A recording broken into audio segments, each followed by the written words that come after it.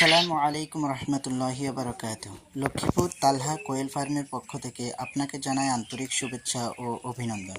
সম্মানিত ভিউয়ার্স, আজকে আমি যে বিষয়টা সম্পর্কে আলোচনা করব সেটা হচ্ছে আপনি কিভাবে গরমের মধ্যে কোয়েল পাখির যত্ন নেবেন সেই বিষয় সম্পর্কে আজকে আমি আলোচনা করব।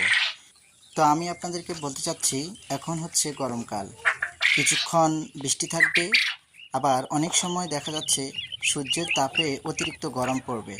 তো গরম এবং বৃষ্টি হওয়ার কারণে যে ঠান্ডা হবে, গরম এবং ঠান্ডার মধ্যে দিয়ে পাখি অসুস্থ হয়ে যাওয়ার সম্ভাবনা বেশি থাকে।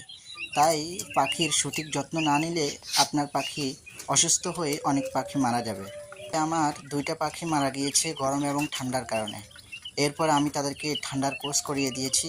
এখন আলহামদুলিল্লাহ আমার পাখিগুলো অনেক সুস্থ আছে। অনেক সময় দেখা যায় পাখি অসুস্থ হয়ে যাওয়ার কারণে পাখির ডিমের প্রোডাকশন কমে যায়।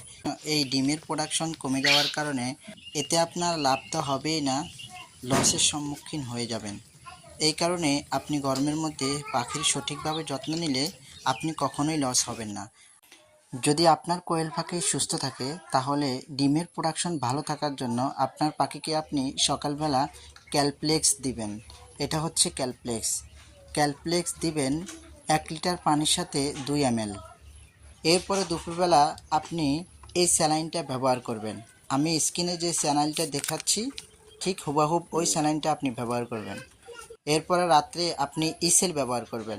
যদি আপনি ইসেল ব্যবহার করেন তাহলে আপনার ডিমের প্রোডাকশন ভালো থাকবে এবং এই ইসেল ডিম উৎপাদন করতে সাহায্য করবে। তো বন্ধুরা, আজকে আপনারা জানলেন কিভাবে কোয়েল পাখির গরমের মধ্যে যত্ন নিতে হয়। তো এরকম সুন্দর সুন্দর ভিডিও পেতে আমার চ্যানেলটি সাবস্ক্রাইব করবেন এবং চ্যানেলের সাথে থাকবেন। ধন্যবাদ। আসসালামু আলাইকুম।